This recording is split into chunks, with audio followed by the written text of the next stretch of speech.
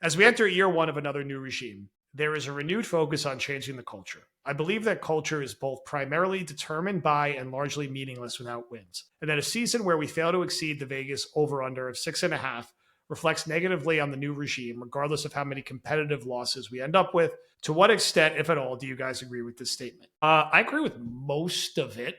It's a fair sentiment, especially at this phase of the drought and everything that we've been through as a Jet fan. Like, if the Jets go 4-13 this year, there's no way to paint that anything but a disappointment, right? That's a step back. That's like Robert Saleh year one, Adam Gase year two type bad. They should not be that bad this year with their offensive line and some of the other talent that they have. I think, of course, if they win 8 or 9 games, I don't know how anyone wouldn't be like, wow, I was really impressed with what they put together this year. The hard part is that it's easy to talk about the extremes. It's harder to talk about what's likely to happen, which is there's going to be a gray area where they win 6 or 7 games, and some of the fan base is satisfied with it and patient, and the rest of the fan base is not satisfied with it.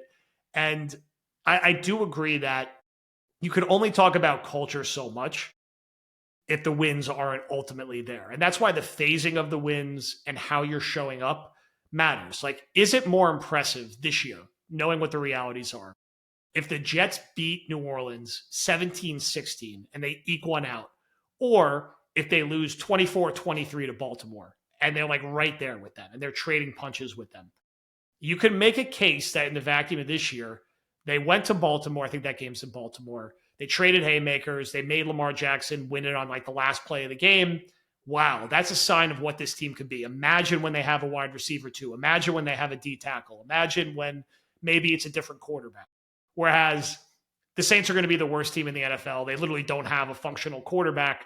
And you like go down there and you win a really ugly game because Garrett Wilson makes one amazing play and Justin Fields has a 75-yard run because no one on the Saints could tackle like Zach Wilson's run against Jacksonville a few years ago. So that's where some of the challenges come in.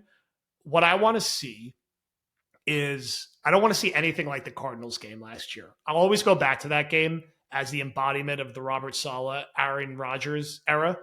They had this great win on Halloween against the Texans, thanks predominantly to Garrett Wilson and CJ Stroud for whatever reason being like mind screwed about playing the Jets. And they're kind of mathematically alive. They have 10 days to get ready to play a team that went 7-10 and who was not that good. And it looks like they didn't practice and they quit on the first play of the game. I think Connor caught a screen, broke 9 tackles, had like a 70-yard run. And it's like, oh, this game's over. They're not even trying to compete today.